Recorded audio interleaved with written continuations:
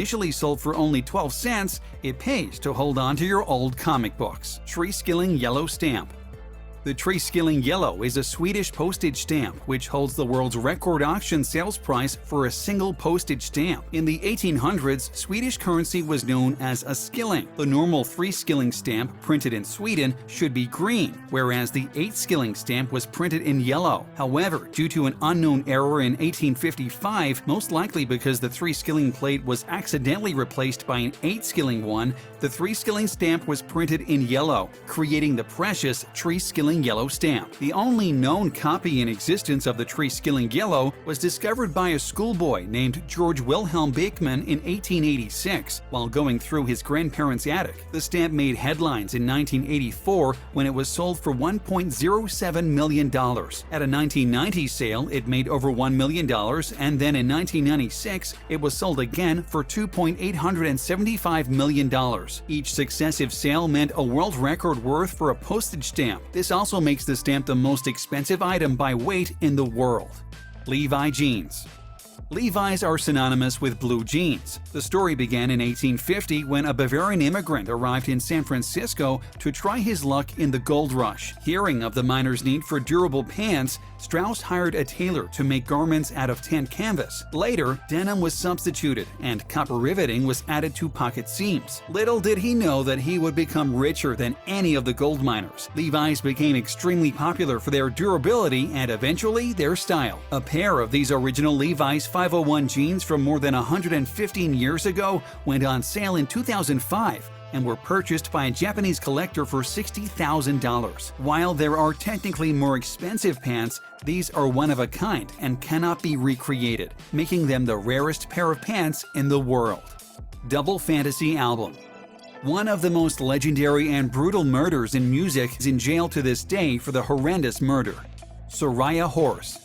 The Soraya is a breed of ancient horses that developed in Portugal's Iberian Peninsula. Their primitive markings, convex profile, and grulla coloring are all indicative of their ancientness. The Soraya is an extremely rare breed and is one of the very few types of original wild horses that are still living. However, very recently they have been categorized as a breed by the Portuguese National Stud in order to ensure safe breeding by human intervention and thus help their population grow. Today, they are mainly found in Portugal and Germany. It's thought the Soraya animals were among the first to be taken to the Americas by the Spanish as they were adaptable, hardy, and useful as pack animals. Once upon a time, these horses were plentiful all across the European continent, but loss of habitat and proliferation of new breeds has forced this beautiful creature almost into extinction.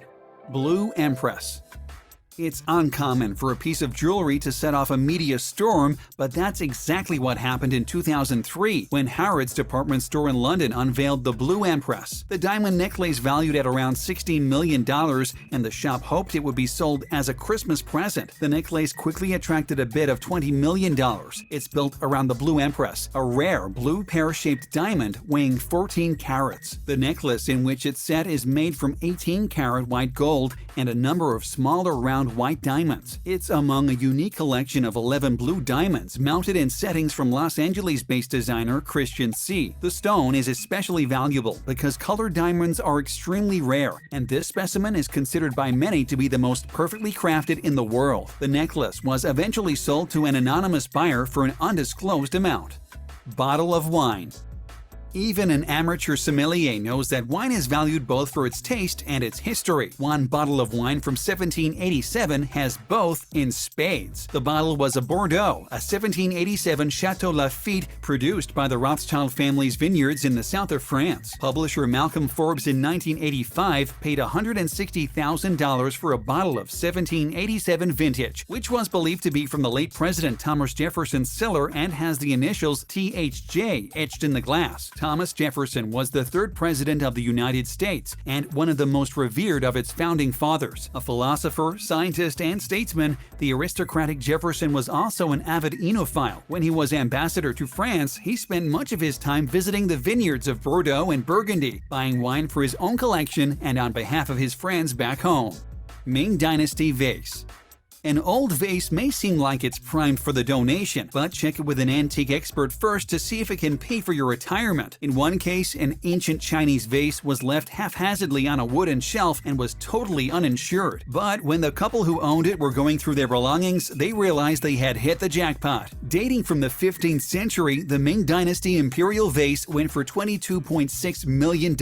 This was almost twice its first estimated value. Surprisingly, it was bought via a telephone bid by an anonymous buyer. Very few of these vases exist in good condition, and the couple said they couldn't remember where they had acquired the decorative piece of kitchenware. Thanks to this happy accident, the couple have retired comfortably. Caviar of the East. Thanks to this happy accident, the couple have retired comfortably. Caviar of the East.